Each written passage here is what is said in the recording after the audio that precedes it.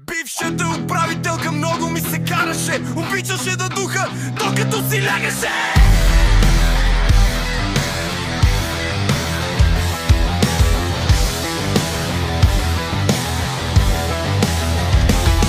Газули се спеше и много се ебеше, не се къпеше и леле как смърдеше. Тъпа като муха, грозна като крава, ще си остане такава, дори и да е права. Аз голя, аз беся, повтаряше си тя, но накрая падна при нас халта.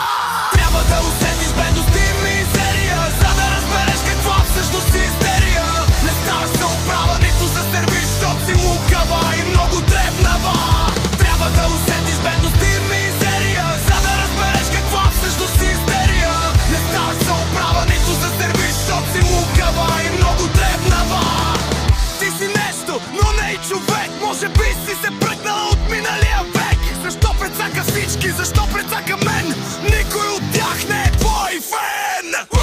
Правих се на много работна, но вярвай ми, не си толкова оборотна. Аз голя, аз беся, повтаряше си тя, но накрая падна сама в прахта.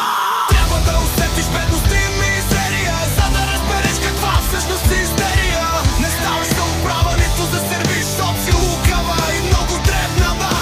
Трябва да усетиш бедност и мизерия, за да разбереш каква всъщност си истерия. Не ставаш за управа, нито за сервис, защото си лукава и много дребнава. Всички те мразят, охраната и той. Може би някой ден ще изядеш своя бой. Своя бой, своя бой.